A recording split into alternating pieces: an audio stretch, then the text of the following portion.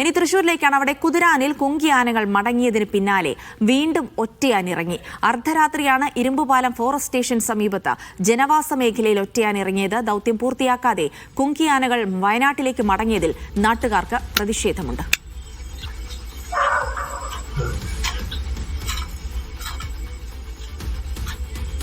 നടരാജ് പരശുരാം വിവരങ്ങൾ നൽകും. നടരാജ്, ഈ കുങ്കിയാനകളെയൊക്കെ എത്തിച്ചുകൊണ്ട് ഒറ്റയാനെ തുരത്താൻ ശ്രമിച്ചിരുന്നെങ്കിലും ആ ദൗത്യം പൂർത്തിയാക്കാതെ കുങ്കിയാനകൾ വയനാട്ടിലേക്ക് മടങ്ങി. പക്ഷേ അതിന് പിന്നാലെ ഒറ്റയാൻ വീണ്ടും ജനവാസ മേഖലയിൽ ഇറങ്ങി പരിഭ്രാന്തി ഉണ്ടാക്കുകയും ചെയ്തു. ഇനി എന്ത് പ്രശ്നപരിഹാരമാണ് ഉണ്ടാവുക? നാട്ടുകാരെന്ത് പറയുന്നു?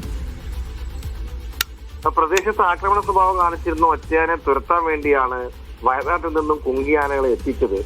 കഴിഞ്ഞ 2 ആഴ്ചയും കുങ്കിയാനകൾ ഇവിടെ തന്നെ ഉണ്ടായിരുന്നു. പക്ഷേ ഈ 2 ആഴ്ചയും ഒറ്റയാൻ പുറത്തിറങ്ങിയില്ല. ഒറ്റയാനെ കാട് കയറി കണ്ടെത്താനും കഴിഞ്ഞില്ല. ദൗത്യം മുന്നോട്ട് പോകാത്ത സാഹചര്യത്തിലാണ് ഇന്നലെ ദൗത്യം അവസാനിപ്പിച്ചുകൊണ്ട് കുങ്കിയാനകൾ മടങ്ങിയത്. കുങ്കിയാനകൾ മടങ്ങിയതിന് പിന്നാലെ രാത്രി തന്നെ ഒറ്റയാൻ ഇരുമ്പുപാലത്തിന് സമീപം എത്തുകയും ചെയ്തു. നാട്ടുകാർ പരിഭ്രാന്തിയിലാണ്. ഇതിൽ വനംവകുപ്പ് പറയുന്നത് ഒറ്റയാനെ കിട്ടാതെ ഈ ദൗത്യം നടത്താവുന്ന ഒരു സാഹചര്യം ഇല്ല എന്നുള്ളതായിരുന്നു. ഒറ്റയാൻ ഇതിന് വന്നതുമില്ല. കുങ്കിയാനകൾ പോയ ഉടനെ ഒറ്റയാൻ വരികയും ചെയ്തു. ഈ പ്രശ്നത്തിന് ശാശ്വത പരിഹാരമില്ലാത്തതിൽ പ്രദേശവാസികൾക്ക് വലിയ അമർഷമുണ്ട്.